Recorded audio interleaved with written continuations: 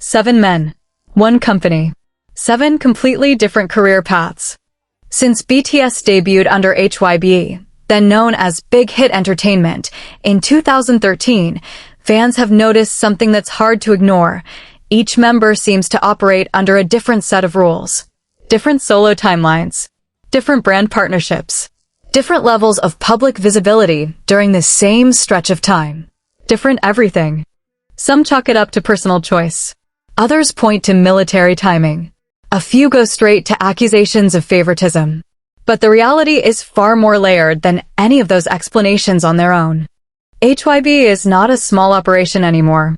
It's a publicly traded entertainment conglomerate valued in the billions, managing one of the most commercially powerful artist groups in music history. At that scale, every decision, every endorsement, every comeback date, every press appearance is deliberate. Nothing about how they handle 7 individual careers happens by accident. So why does V get the luxury fashion lane? Why did J-Hope headline a major music festival before most solo artists in K-pop history? And why does Jin's post-military trajectory look nothing like what anyone predicted? Let's go through it, one member at a time. Number 7, the fashion axis V. Kim Taehyung, known globally as V, was not always the face that luxury fashion houses competed over. When BTS debuted on June 13, 2013, through Big Hit Entertainment, Taehyung was introduced as the group's visual. A label that in K-pop carries genuine commercial weight, but rarely translates on its own into the kind of international career trajectory he has since built. What changed wasn't luck. It was a very specific set of decisions by him and by the company behind him that positioned V not just as a pop star, but as a cultural figure that straddles music and high fashion in a way almost no Korean artist had done before. To understand why HYBE's approach to V looks different from how it handles the other 6 members, you need to understand what V brought to the table that was genuinely difficult to manufacture. His physical presence, the bone structure, the baritone voice that sits lower than you'd expect from an idol trained in the conventional K-pop pipeline, and an instinctive ease with the camera that photographers have publicly commented on in interviews, made him a natural fit for a world that operates on aesthetics before almost anything else. The fashion industry runs on imagery. V generates it almost effortlessly, and that is not a subjective fan observation. It's reflected in the business decisions of some of the most financially guarded luxury brands on the planet. In 2021, V became a global brand ambassador for Celine, the French luxury fashion house under creative director Hedi Slimane. This was not a minor endorsement deal tucked into a group contract. This was a standalone, individual partnership, V as a solo entity, not as a member of BTS. At the time, Celine was deliberate about who it attached its image to. The brand had already cultivated a very specific visual identity under Slimane, rock-influenced, lean, and European in its references. And choosing a South Korean idol as a global face was a meaningful departure that generated significant coverage across fashion media internationally. Celine's social media engagement numbers shifted visibly following V's appointment, particularly in Asian markets, and the brand acknowledged the commercial impact through continued collaboration. That partnership opened a lane for V that HYBE recognized was distinct from what the other members were pursuing. While other members were being positioned through music releases, world tours, and collaborative projects within the music industry ecosystem, V's solo calendar began including Paris Fashion Week appearances, editorial shoots with major international publications, and events hosted by houses that don't typically interface with the pop world at all. He attended Celine's runway shows, sat front row, and was photographed and covered by outlets like Vogue, Harper's Bazaar, and GQ, not as a curiosity, but as an expected presence. This wasn't HYBE creating something artificial. It was HYBE recognizing a market opening and leaning into it strategically. V had always expressed genuine personal interest in art, visual culture, and fashion independently. His personal style, which he developed over years of public appearances, was consistently distinct from K-pop's standard promotional aesthetic. He collected art. He photographed film. He moved in and out of genre-specific boxes in ways that made him interesting to industries that usually ignore pop music entirely. When a business has an asset that opens doors in a market where most of its competitors have no access whatsoever, the rational response is to use it. HYBE used it. His solo music career followed a timeline that reflected this positioning. While some BTS members released solo mixtapes or collaborative tracks earlier in the group's career, V's full solo debut came later. Layover, released September 8, 2023. The album's sound was deliberately unhurried and intimate. There was no aggressive radio-friendly single engineered for immediate chart performance in the conventional sense. The project was designed as an artistic statement, featuring compositions that leaned into jazz influence and quiet introspection rather than the high-energy production that dominates mainstream pop.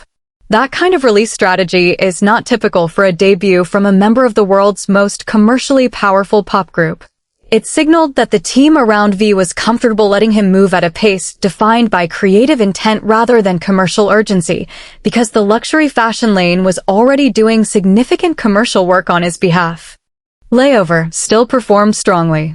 It debuted in the top tier of multiple global charts and demonstrated that V had built a fanbase loyal enough to follow him into any sonic territory he chose. What HYBE recognized, and what some fans interpret as differential treatment, is actually market segmentation. The luxury fashion industry does not function on the same promotional logic as the music industry. It operates on scarcity, exclusivity, and image control. You cannot be everywhere at once and remain credible in that world. A brand ambassador who appears in too many contexts, saturates every media format, and releases content at the pace expected of a traditional pop star becomes less useful to a fashion house trying to maintain an aura of selective access. HYBE's restraint in how frequently V floods every media channel simultaneously is not neglect. It's a calculated preservation of the positioning that makes his fashion partnerships commercially viable. There is also the matter of his military service. V, like all South Korean male citizens, was subject to mandatory military service under South Korean law. He enlisted in December 2023 and served through his required period, which structurally paused his promotional activities regardless of any strategic plan. This is not a HYBE decision. It is a legal obligation imposed equally on all male Korean citizens, including all 7 BTS members across different timelines. His post-service trajectory will be watched closely, and there's reasonable expectation that the fashion partnerships established before his enlistment will continue to shape his solo path. What V's story illustrates about HYBE's overall approach to the group is that the company does not operate a one-size-fits-all promotional machine for BTS. It operates 7 distinct career strategies that share a common foundation, but diverge significantly based on where each member's individual strengths intersect with available market opportunities. In V's case, that intersection happened to be one of the most financially powerful and globally visible industries on Earth, and the strategy built around it reflects that reality. The fact that this reads as different treatment is because it is different, deliberately, structurally, and in ways that are directly traceable to business logic rather than favoritism. Whether that distinction always feels equitable to fans watching from the outside is a separate conversation. But the mechanism behind it is not mysterious once you understand what each member brings to the table and where HYBE saw the most defensible market position. What's interesting is that the next member on this list built his case for differential treatment in a completely different direction, not through imagery, but through an undeniable hunger for performance that forced the industry to take notice on its own terms. Number 6. The performance mandate Jimin.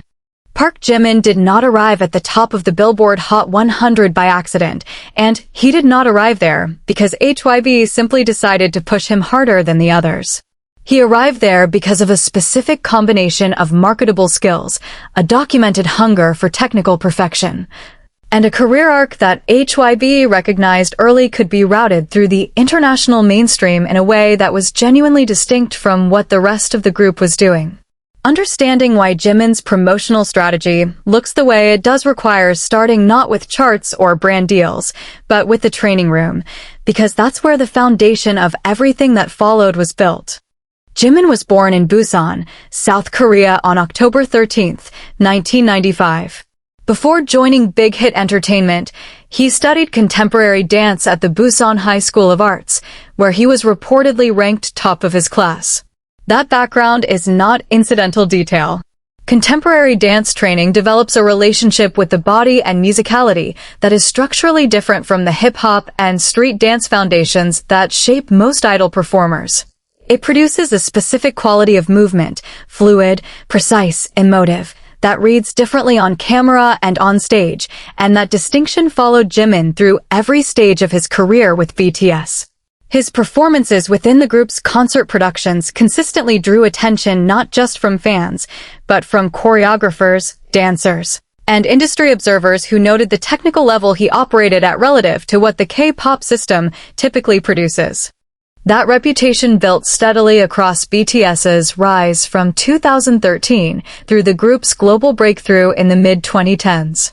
During concerts, Jimin's solo stages and unit performances within larger shows were routinely highlighted in post-show discussions across media and fan communities. His stage presence, the ability to fill space, to shift emotional register within a single performance, to maintain technical control while appearing completely emotionally unguarded, is the kind of quality that earns you a different category of professional respect than raw popularity alone can provide. HYBE understood this was an asset worth developing in a specific direction. The first major external signal of how the company planned to leverage Jimin's individual profile came in January 2023, when he was announced as a global brand ambassador for Dior Men. The partnership with the French luxury house placed Jimin in the same tier of brand relationships as V's Celine deal, but with a different market logic behind it. Where Celine's approach to V leaned into editorial and visual culture, Dior Men's association with Jimin was positioned around a broader, more mainstream luxury identity, one that interfaced with pop culture more directly. Jimin's global fan base, which spans demographics across East Asia, Southeast Asia, and increasingly the Americas and Europe, gave Dior a specific kind of reach that luxury brands have historically struggled to access organically. The partnership was commercially calculated on both sides, and it demonstrated that HYBE was operating a parallel fashion strategy across multiple members simultaneously, tailored to each member's distinct image and audience profile. 2 months after the Dior announcement, on March 24, 2023, Jimin released his debut solo album, Face. The release timing was deliberate. BTS had announced a group hiatus for military service purposes in 2022, and the solo projects from individual members were being staggered across 2022 and 2023 to maintain commercial momentum during the period when the full group was not operating as a unit. Jimin's album was his entry into that window, and its commercial performance made an unambiguous case for his individual market viability. Face debuted at number 2 on the Billboard 200, one of the most competitive album charts in the music industry, in its first week. But the more historically significant number came from the album's lead single. Like Crazy debuted at number 1 on the Billboard Hot 100, making Jimin the first Korean solo artist in history to debut a track at that position on that chart. The Billboard Hot 100 has been tracking American music consumption since 1958. In over 6 decades of chart history, no Korean solo act had ever entered at the top. Jimin changed that with his debut solo single. That is not a manufactured metric. It is a verifiable, documented industry milestone that sits in the chart's historical record. The significance of this for HYBE's strategy around Jimin is direct. When a company has an artist who achieves a first-in-history commercial milestone on the world's most established pop music chart, it validates and accelerates the promotional investment in that direction. Resources follow results. The promotional architecture around Jimin's solo career, the international media appearances, the streaming strategy, the brand tie-ins, the performance showcase opportunities did not create that chart position. But the chart position confirmed the strategic rationale for building that architecture the way they did. Jimin's promotional profile also reflects something less commonly discussed in fan debates about differential treatment. His communicative relationship with his audience is unusually direct and emotionally specific. His self-released track, Promise, in December 2018, distributed with no formal commercial rollout, announced via social media with minimal lead time, broke SoundCloud's record for fastest track to reach 10 million streams at the time of its release. That happened without a marketing campaign, without a promotional tour, without any of the machinery HYBE typically deploys for a major release. It happened because Jimin's individual relationship with his audience was strong enough to generate that kind of immediate response from a baseline level of engagement. That kind of organic pull is rare, and companies that manage rare assets don't treat them the same way they treat every other asset in their portfolio. What HYBE built around Jimin's solo career takes that organic pull and provides it with structural support, global distribution, premium brand partnerships, strategic media placement, in a way that amplifies rather than replaces what he generates on his own. The result looks like preferential treatment from certain viewing angles, particularly when fans compare timelines or measure promotional spend across members. But the internal logic is consistent. HYBE identified where Jimin's individual strengths intersected with documentable commercial opportunity and built a strategy calibrated specifically to that intersection. His military service, which he entered in December 2023 alongside V, temporarily paused this trajectory by legal necessity. Both men enlisted together, a scheduling coincidence that HYBE managed in terms of content and narrative as carefully as any other business decision. The post-service timeline for Jimin's solo career will be closely watched by both the industry and the fanbase, and there is significant market expectation built up around what comes next. What Jimin's arc demonstrates about HYBE's overall management philosophy is that the company does not distribute opportunities based on seniority or group hierarchy. It distributes them based on where each member's demonstrable strengths align with verifiable market gaps. Jimin's combination of technical performance skill, emotional directness with his audience, luxury brand viability, and proven mainstream chart capability created a package that pointed toward a specific kind of solo career. One centered on global pop reach and high-visibility commercial partnerships. HYBE followed that pointer. The fans who argue that Jimin receives more promotional support in the mainstream music direction than other members are not wrong about the observation. They're sometimes wrong about the cause. It's not a preference for Jimin over others. It's a preference for maximizing return on a specific set of verifiable commercial signals, and Jimin generated those signals in volumes that were difficult to ignore. The next member on this list generated his own set of signals in a completely different way, not through dance floors or fashion houses, but through raw, documented numbers that told HYBE something very specific about where the global market was pulling hardest. Number 5. The Global Equation. Jungkook. Jungkook was 15 years old when he joined Big Hit Entertainment. He is the youngest member of BTS, the group's maknae, in Korean industry terminology, and by most measurable commercial metrics available today, he has grown into the member with the broadest individual reach across the global mainstream. Understanding why HYBE's promotional strategy around Jungkook looks the way it does requires examining not what the company decided to give him, but what the data consistently told them about where the market was already pulling on its own. Because with Jungkook, the numbers made the argument before the strategy did. Born September 1, 1997, in Busan, South Korea, Jungkook auditioned for Big Hit at 15 with a performance that convinced the company to sign him ahead of several competing agencies who reportedly offered him deals at the same time.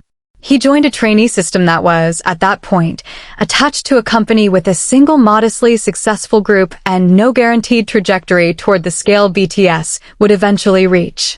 What he developed during those years, a versatile skill set spanning lead vocal, dance, and rap that earned him the widely used nickname, Golden maknae, meaning the youngest member who excels at everything, became the foundation for one of the most commercially productive individual profiles in contemporary pop music. The first moment that clearly signaled to HYBE the scale of Jungkook's individual market potential as a standalone entity came before his formal solo debut. On November 20th, 2022, Jungkook performed Dreamers at the opening ceremony of the FIFA World Cup in Qatar alone, representing South Korea on the world's single largest recurring sporting stage. The FIFA World Cup draws cumulative viewership measured in the billions across its tournament run, with the opening ceremony alone reaching hundreds of millions of viewers globally in real time. Jungkook was not there as a BTS member in any functional sense. BTS was not performing as a group. He was there as an individual artist, selected by the tournament's organizing body to represent a certain kind of global cultural currency at the moment when the world's attention was at its most concentrated. The commercial weight of that moment is difficult to overstate. No amount of streaming campaigns, media appearances, or chart strategy produces the kind of unfiltered global exposure that a FIFA World Cup opening ceremony delivers. And Jungkook handled it, the performance, the scale, the pressure of a live global broadcast with no group to anchor around. That investment materialized formally in 2023, beginning with his appointment as a global brand ambassador for Calvin Klein. The partnership placed Jungkook alongside a brand with one of the most recognized names in American fashion, a brand built on mainstream commercial appeal rather than luxury exclusivity. Where V's Celine deal and Jimin's Dior partnership were positioned in the luxury fashion tier, Calvin Klein operates at a different altitude, broader, more globally accessible, more aligned with mainstream pop culture. That distinction reflects something real about how HYBE was positioning Jungkook relative to the other members. Not more elite, not less different. The market segment Calvin Klein reaches is wider and more demographically diverse, and the strategy around Jungkook reflected a company decision to route his individual career through the widest possible commercial channel. The Calvin Klein campaign's impact was documented in real time. Social media engagement around the brand shifted measurably following Jungkook's appointment, with the campaign visuals circulating extensively across platforms. The brand acknowledged the commercial impact through the continuation and expansion of the partnership, which is the most direct available measure of whether a brand relationship is producing the results both parties expect. Then came 7. Released on July 14, 2023, as a pre-release single from his upcoming solo album, 7 Feet Latto, debuted at number 1 on the Billboard Hot 100, the chart that has measured American music consumption since 1958. The song's extended performance on these charts, sustaining in the upper regions across multiple weeks rather than dropping sharply after debut, reinforced that the initial numbers reflected real audience engagement rather than campaign-driven artificial concentration. For HYBE, this was confirmation that the strategy of building Jungkook's solo presence around mainstream global pop, as distinct from the fashion world positioning of V and the performance-driven approach around Jimin, was producing commercially verifiable results. His debut solo album, Golden, released November 3, 2023, expanded the commercial case. Debuting at number 2 on the Billboard 200, it demonstrated that the streaming single success of 7 could translate into album format consumption, a more demanding test of solo artist viability in an era where album sales have structurally declined across the industry. The lead single, Standing Next to You, extended his chart presence further, maintaining Jungkook's presence as an individual commercial entity across a sustained period rather than a single release moment. On social media, Jungkook has consistently held one of the most followed positions among Korean artists across major platforms. His individual following on Instagram and other platforms accumulated at rates that reflected genuine organic growth rather than campaign-driven spikes, and the engagement levels on his posts, comments, shares, saves indicated an active audience rather than passive follower accumulation. HYBE monitors these metrics because they inform how much market demand exists for an artist's content at any given moment, and with Jungkook, those numbers have consistently pointed upward. His military enlistment came in December 2023, placing him in the same service window as several other BTS members and creating a structured pause in his promotional activities. The timing, while legally mandated, was managed by HYBE as part of a broader service schedule that staggered the members' enlistments in a way that maintained some individual presence in the market across the full period. What Jungkook's story reveals about HYBE's decision-making is that the company follows data with unusual discipline. The FIFA World Cup stage wasn't offered to Jungkook because of internal favoritism. It was offered because external parties, organizers of the world's biggest sporting event, identified him as the individual within the group who could carry the weight of that stage for a global mainstream audience. Calvin Klein's partnership wasn't built around affection for Jungkook as a person. It was built around documented evidence that his commercial reach extended into mainstream global demographics in a way that was commercially useful to a brand with mainstream global ambitions. The chart performance of 7 didn't happen because HYBE funded it into existence. It happened because a global audience responded to the music at a scale that the charts recorded accurately. HYBE's role was to build a promotional structure that gave those organic signals the best possible environment to develop. That structure looks like special treatment. And in a technical sense, it is because the signals that justified it were themselves special, and treating them the same as every other member's signals would have been the wrong business decision. But the next member on this list made his case for a different kind of strategic handling, not through pop music metrics or fashion runways. He made it through a role that existed before any of the other 6 had a platform at all. Number 4, the diplomatic infrastructure RM. Kim Namjoon, who performs and operates publicly under the name RM, occupies a position within BTS that has no direct parallel in K-pop history, and possibly no parallel in pop music more broadly. He is not simply the group's leader in the conventional idol industry sense, where the title often describes little more than a designated spokesperson for press conferences. He is the individual through whom BTS has engaged with heads of state, addressed the United Nations General Assembly, participated in White House briefings, and interfaced with the global diplomatic and cultural establishment at a level that most sitting politicians never reach. Understanding why HYBE's strategic handling of RM looks different from every other member requires starting with the question of how a 24-year-old from Ilsan, South Korea, ended up speaking in front of the United Nations, and what that moment cost and produced for the company behind him. Born September 12, 1994, in Ilsan, Gyeonggi-do, South Korea, Kim Namjoon joined Big Hit Entertainment as a trainee before BTS's 2013 debut. His early profile within the company reflected an unusual combination. He was a credible rapper with roots in South Korea's underground hip-hop scene, a scene that existed in deliberate contrast to the idol industry, who also possessed a documented academic intelligence that separated him from most of his peers in the entertainment system.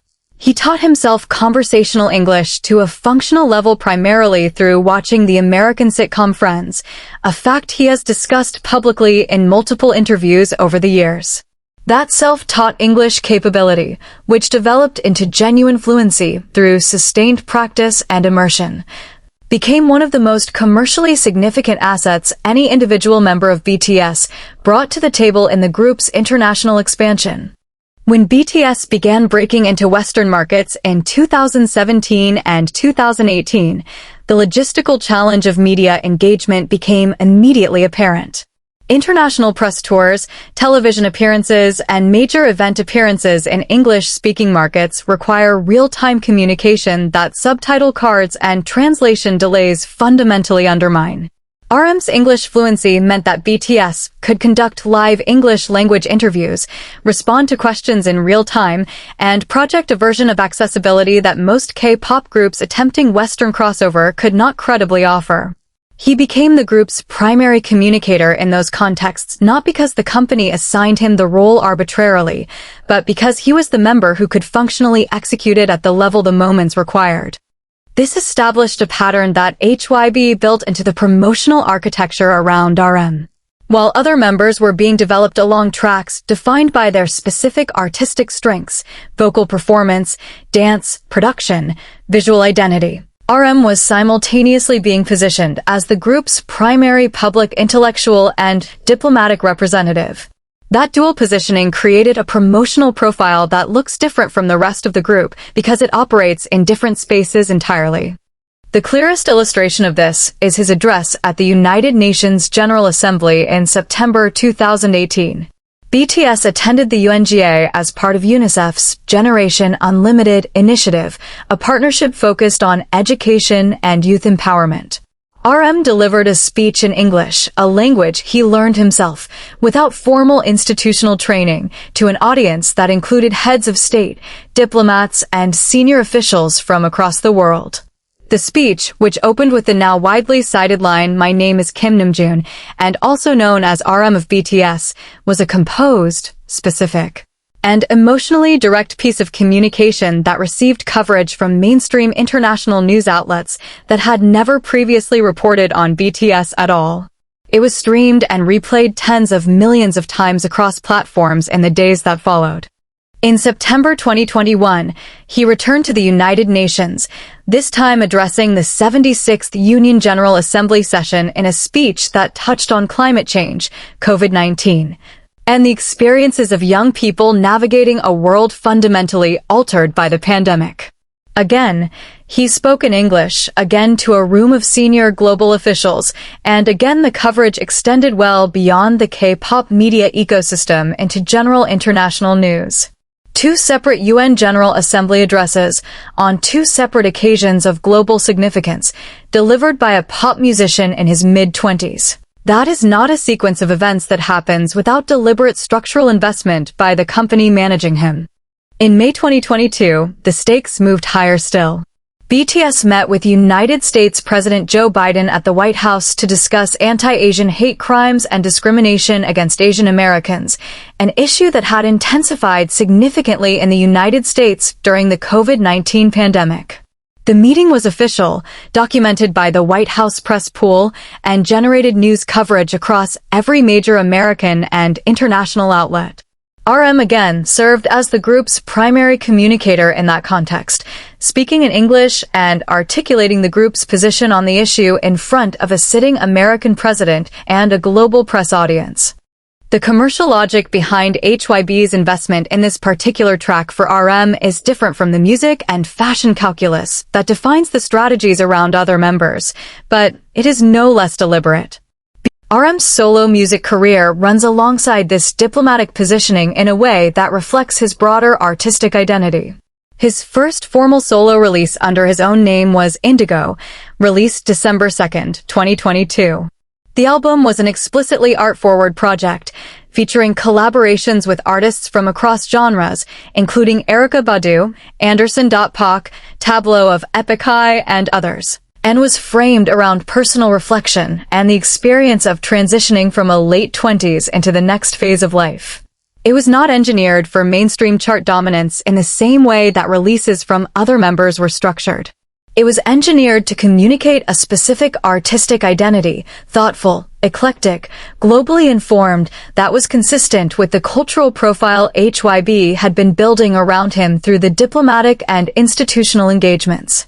He is also a serious art collector and advocate for Korean contemporary art internationally, a fact he has discussed extensively in interviews and that has been documented through his attendance at major museum events, gallery openings, and public engagements with the global art world. His visits to institutions, including major international museums, have been covered not just by entertainment media, but by art-specific publications.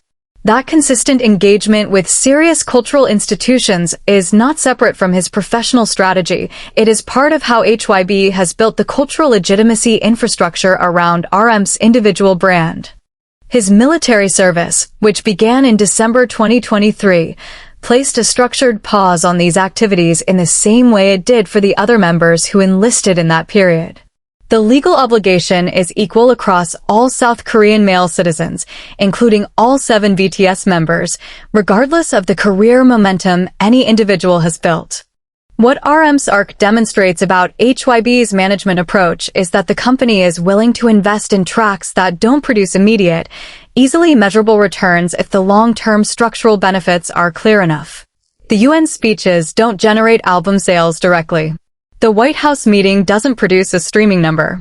But they position BTS and RM specifically inside a category of global cultural significance that no amount of chart success alone can create. HYBE understood that, built around it systematically, and produced a member profile that looks entirely different from the others because it was always designed to operate in a different space. The member who comes next built his case for differential strategic handling on something far more concrete, a body of production work and artistic output that, by any objective measure, had shaped the sound of the group and the Korean music industry far beyond what his performer role alone would suggest. Number 3. The producer variable SUGA. Min Yoongi, who operates solo under the name August D and is known to the world simply as SUGA, represents a category of artist that the K-pop industry is structurally not built to produce. The system is designed to create performers, individuals trained to execute choreography, deliver vocal performances, and maintain a public image calibrated for mass audience engagement.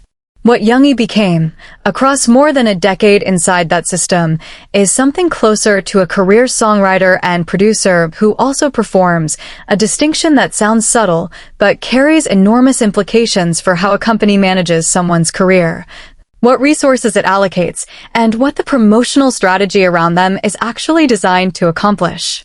Born March 9, 1993, in Daegu, South Korea, he came to big hit entertainment with a background that was already marked by the kind of financial difficulty and creative stubbornness that doesn't fit neatly into a trainee intake profile.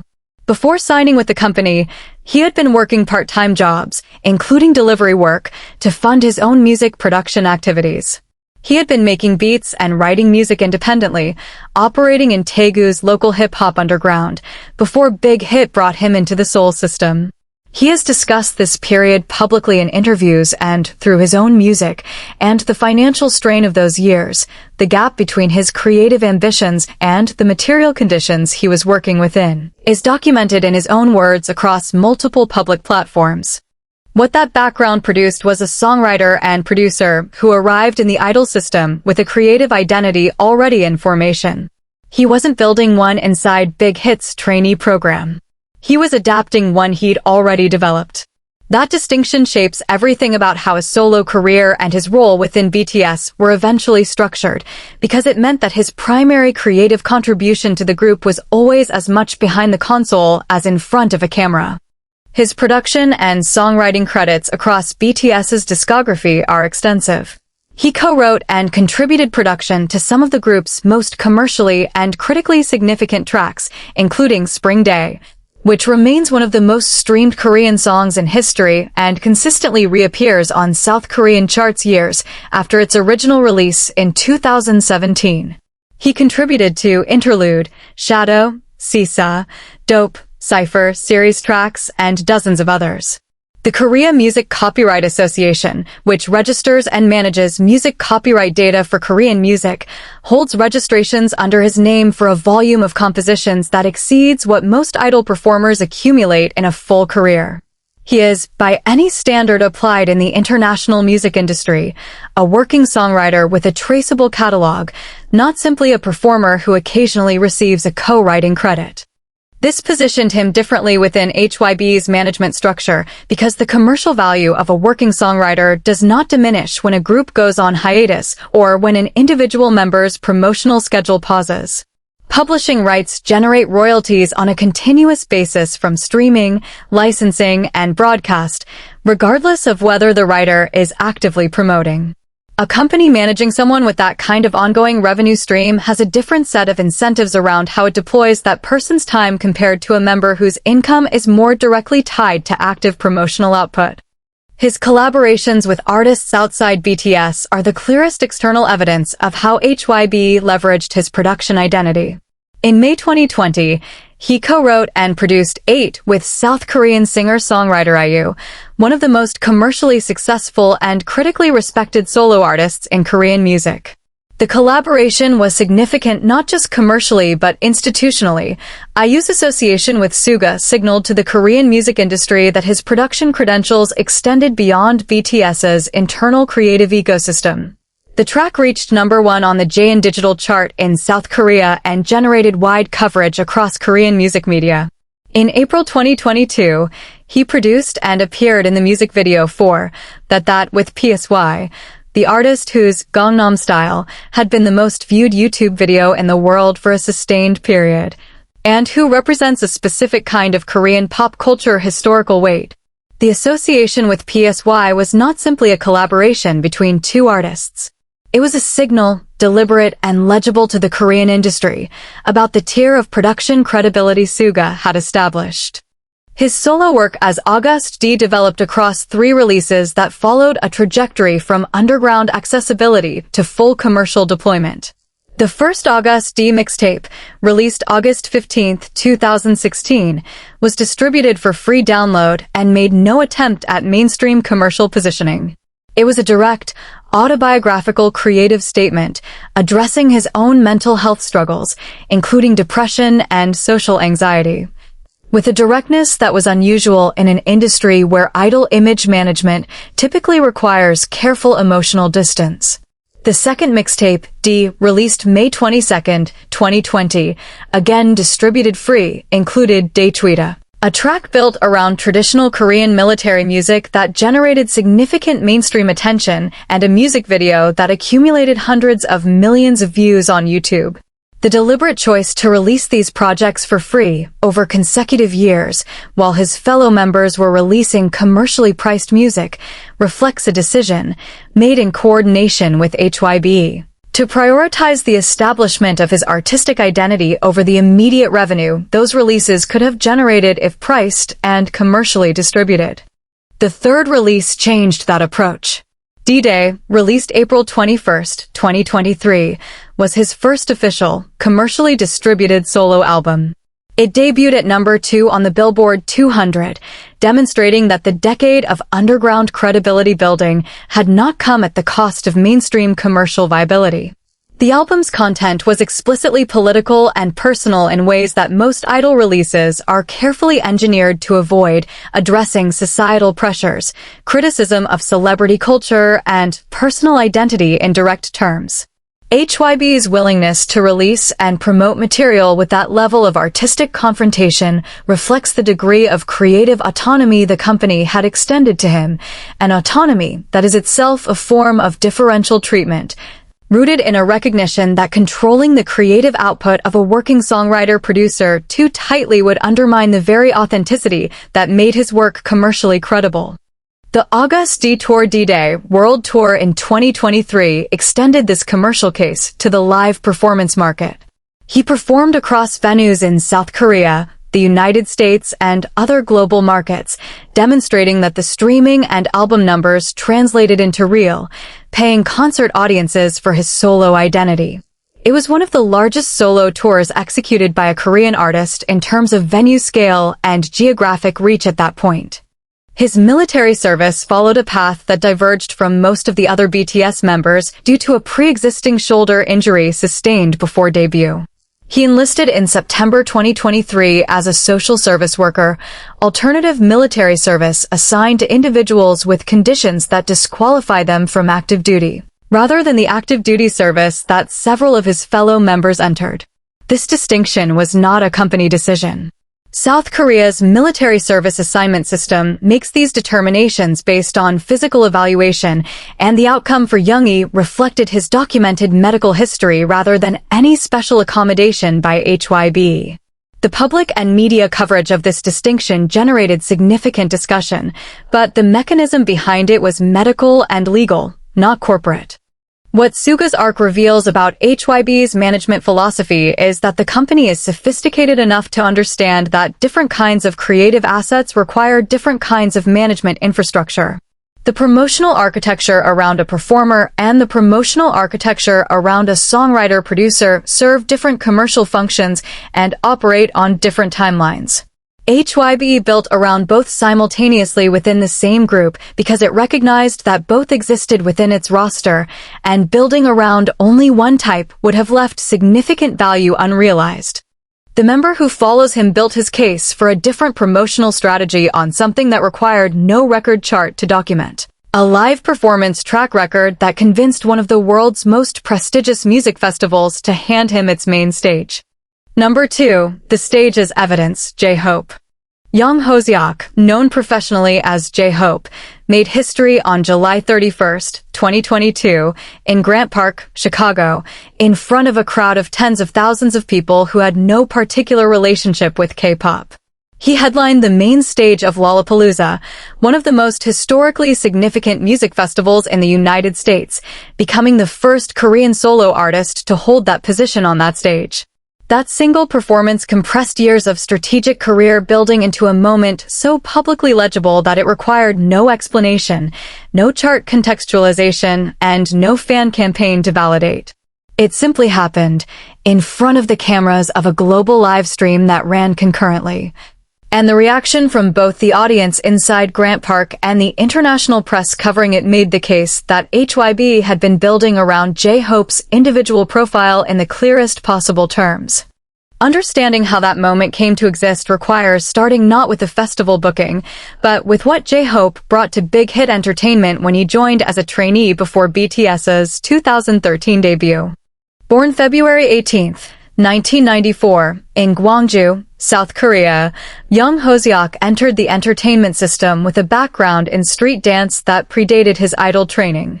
He had been a member of a local street dance crew in Gwangju and had competed in dance competitions before being scouted. That foundation, built in the practical, high-stakes environment of competition dance rather than the structured curriculum of an entertainment company training room, gave him a relationship with movement, performance pressure, and live execution that is structurally different from training that begins inside the idol system. He arrived already knowing what it means to perform in front of an audience that owes you nothing, that has no prior investment in whether you succeed, and that judges solely on what it sees in real time.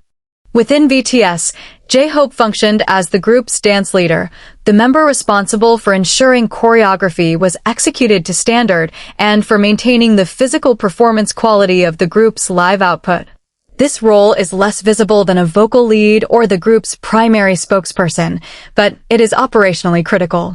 The reliability of a large group's live performance depends on the discipline and consistency of the individual who sets the standard internally, and J-Hope's execution of that function across BTS's extensive touring history. One of the most logistically demanding live schedules in contemporary pop music built a professional reputation within the performance industry that extended beyond fan communities. His first major solo release, Hope World, arrived as a free mixtape on March 2, 2018. Despite being distributed without a commercial price point, a deliberate decision to prioritize accessibility and artistic statement over immediate revenue, it debuted at number 38 on the Billboard 200. At the time of its release, that made J-Hope the highest-charting Korean solo male artist in Billboard 200 history. The significance of that milestone was commercial and symbolic simultaneously. It demonstrated that a free project, released without a traditional promotional campaign behind it, could produce mainstream chart impact on the strength of an individual artist's accumulated audience alone. HYBE noted that. The music industry noted it. And the logic of building J-Hope's solo trajectory around live performance credibility rather than conventional single-release cycles began to crystallize into a more structured strategy. In September 2019, J-Hope released Chicken Noodle Soup feat. Becky G, a bilingual single produced in collaboration with the American artist Becky G. The song reached audiences in English-speaking markets through an energy and visual identity that positioned J-Hope as a performer rather than an idol in the conventional sense, someone whose work centered on movement, celebration, and the kinetic experience of music rather than the more static emotional territory that most crossover K-pop attempts occupy. The single performed well across international markets and contributed to building his recognition in audiences outside the core BTS fanbase. His formal solo debut album, Jack in the Box, was released July 15, 2022, positioned deliberately ahead of his Lollapalooza headlining performance 16 days later. The album was sonically and thematically a departure from the more accessible, upbeat energy of his earlier solo work. It was darker, denser, more concerned with artistic self-interrogation than audience-pleasing accessibility. It debuted at number 17 on the Billboard 200, demonstrating commercial traction before the festival performance amplified his mainstream visibility. The decision to sequence the album ahead of Lollapalooza rather than after it was a specific strategic choice. HYBE wanted an existing body of solo work available for the audiences who discovered J-Hope through the festival performance to immediately engage with, rather than having the momentum of the headline moment dissipate into a catalog that didn't yet represent a complete solo artistic statement. The Lollapalooza performance itself ran approximately 75 minutes. J-Hope performed with dancers, a full stage production, and a set list drawn from both his solo catalog and a curated selection of tracks designed to work as standalone pieces for an audience encountering him for the first time. The reviews from Music Press, publications that cover the American music festival circuit and have no particular investment in K-pop outcomes, were positive. They assess the performance on the same terms applied to any headliner: stage command, crowd engagement, musical coherence, and the ability to sustain energy and attention across an extended set in an outdoor festival environment. He passed that evaluation. That passing grade, delivered by press outlets with no commercial stake in the result, was more commercially valuable to HYBE than any chart placement because it gave J-Hope's individual brand credibility in the live performance market that K-pop artists rarely access on those terms. In April 2023, HYBE announced J-Hope's appointment as a global brand ambassador for Louis Vuitton, the French luxury house that sits at the highest tier of the global luxury market by brand value metrics. The partnership placed him in the same luxury fashion tier as V's Celine deal and Jimin's Dior association, but with a specifically different brand identity. Louis Vuitton's positioning, global, historically prestigious, and simultaneously aggressively engaged with contemporary culture through its creative direction choices, aligned with an artist whose profile now spanned the underground credibility of his mixtape roots, the live performance legitimacy of Lollapalooza, and the mainstream commercial reach of his Billboard 200 chart history. The fit was coherent rather than arbitrary.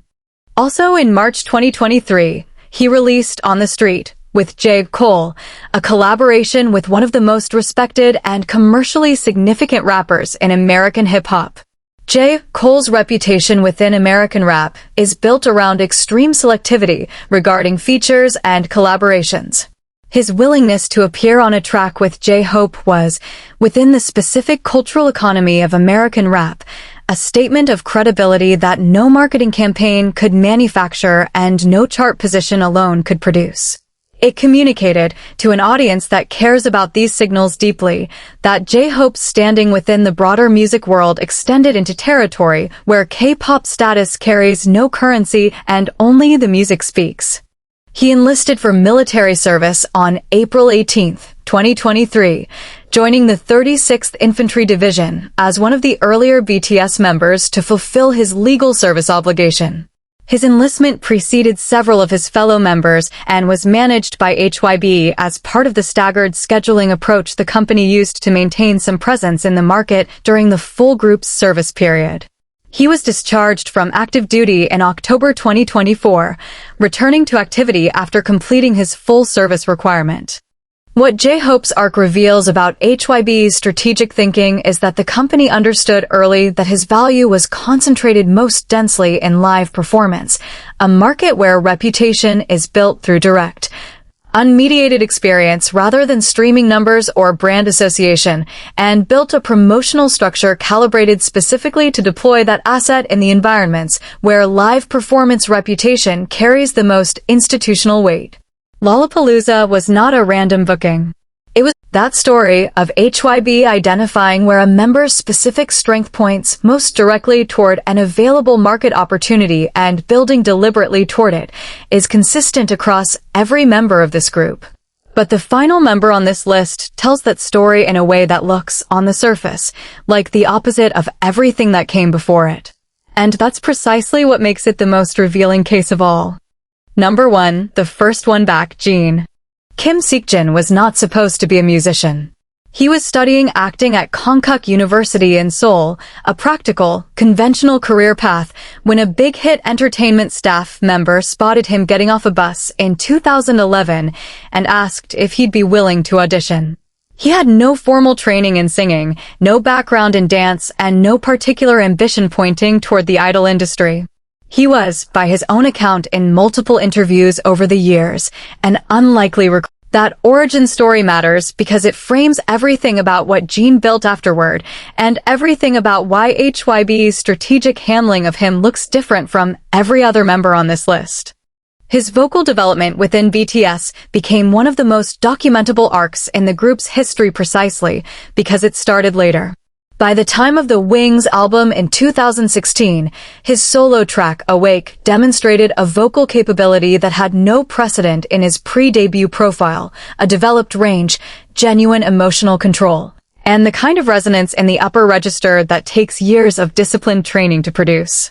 Epiphany, his solo intro track for the 2018 Love Yourself, Answer album, extended that further, and the live performances of the song across the Love Yourself and Speak Yourself world tours generated significant critical attention for a member who had, in the group's earlier years, been more visually prominent than vocally showcased.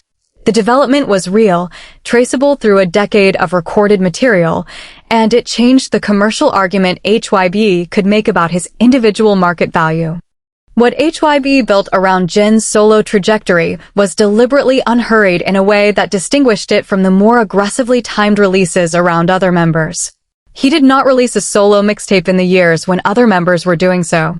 He contributed OST tracks Yours for the Korean drama Yuri-san in 2021 reached #1 on the JN Digital chart in South Korea, but his individual profile was built incrementally, through contributions within the group's work and through a carefully managed public persona rather than through a rush towards solo commercial output.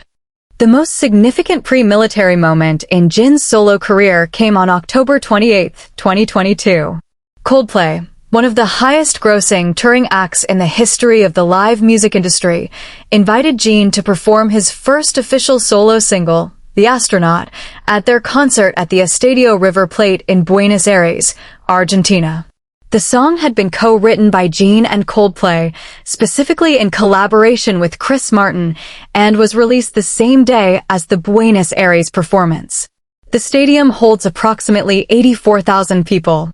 Jeon performed his solo debut in front of a crowd of that size, in South America, at a show that was not his own, inserting himself into the established audience of one of the world's most commercially successful rock bands, and delivering a performance that generated coverage across international music press. The choice of that specific context for his solo debut was not incidental. HYBE could have structured a conventional solo single release with a standard promotional campaign. Instead, it staged the debut at a moment of maximum emotional weight. Jeon was weeks away from his mandatory military enlistment, making this effectively his final major public performance before an absence of approximately 18 months. The combination of the Coldplay platform, the Buenos Aires Stadium, the song's lyrically transparent farewell themes, and the looming enlistment created a promotional context that no marketing campaign could manufacture, because it was built entirely from real circumstances converging at the right moment. Jeon enlisted for mandatory military service on December 13, 2022, becoming the first member of BTS to do so in the active duty system. South Korean law requires male citizens between the ages of 18 and 28 to serve approximately 18 to 21 months of military service, and BTS had received a series of legislative accommodations extending their individual deferral windows, which had run their course by late 2022. As the oldest member, Jeon was the first whose timeline expired. He entered service not as a result of HYBE's scheduling preference, but as a direct consequence of his age relative to the legal framework his country imposed equally on all its male citizens. He was discharged on June 12, 2024, the first BTS member to complete mandatory military service and return to civilian life. What happened in the weeks that followed his discharge illustrated with unusual clarity how HYBE had been thinking about his post-service positioning. On July 26, 2024, Jeon carried the Olympic torch at the opening ceremony of the Paris 2024 Olympic Games. The Paris Olympics opening ceremony was one of the most watched live television events of the year globally, broadcast simultaneously across hundreds of countries to a cumulative audience measured in the hundreds of millions. Jeon was selected as one of the final torchbearers in the ceremony's procession along the Seine River, a role extended by the French Olympic Organizing Committee to individuals recognized as holding significant cultural standing at an international level. Being selected as an Olympic torchbearer is not a commercial transaction. It is an institutional recognition administered by one of the world's oldest and most credible sporting organizations of a public figure's cultural significance. HYBE did not purchase that position. It was offered because the external institutions that make those decisions assessed Jin's individual profile as meeting the standard. His solo debut album, HYBE, was released in July 2024, in the immediate window following his discharge.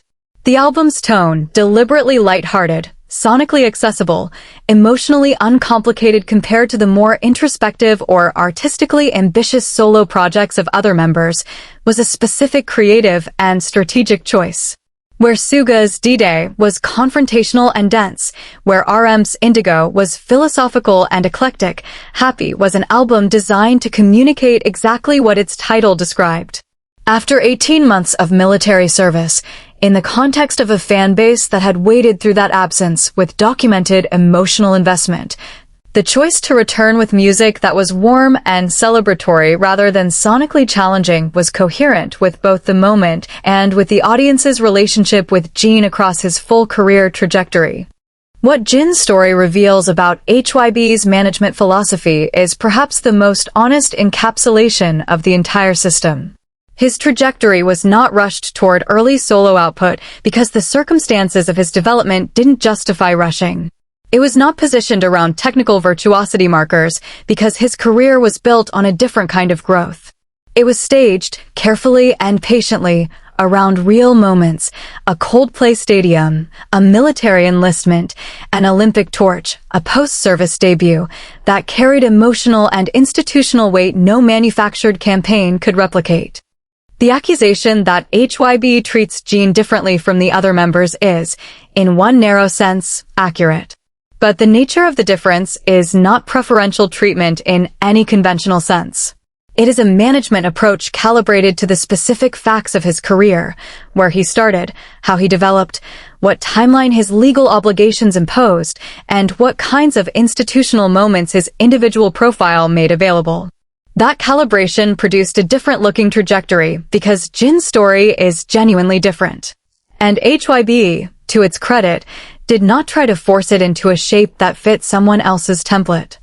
He was the first one out, the first one back, and the first to demonstrate what the post-service chapter of BTS looks like, which, as the other members return from their respective service windows across 2024 and 2025, is the chapter the entire industry is now watching most closely. 7 members. 7 strategies.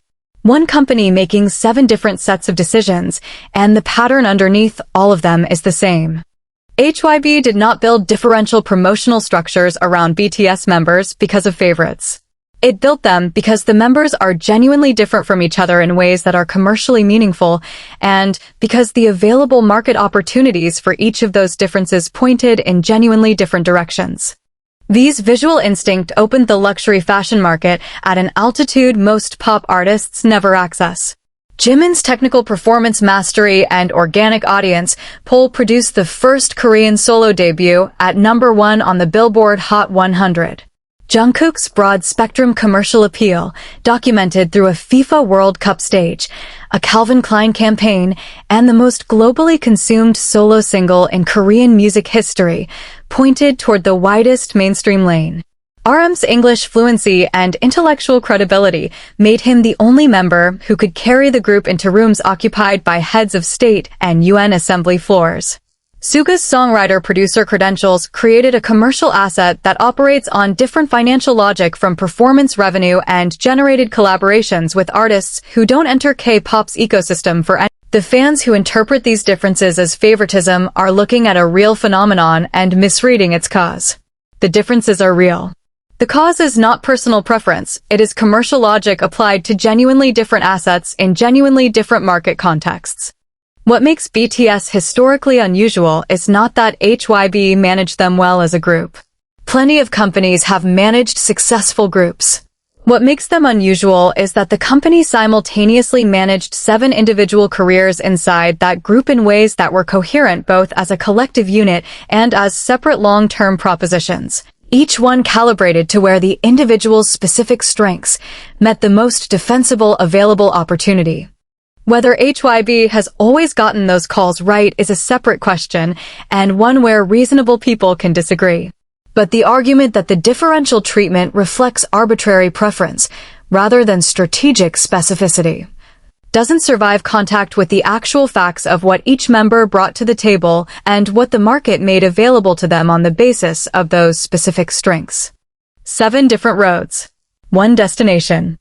And the most watched second act in pop music history, all 7 of them, is just getting started. That's a wrap on this one. If this breakdown hit different than what you usually see on BTS analysis content, that's the point. No filler. No fan theories dressed as facts. Just the actual story told straight. Subscribe, hit the bell, and we'll see you on the next one.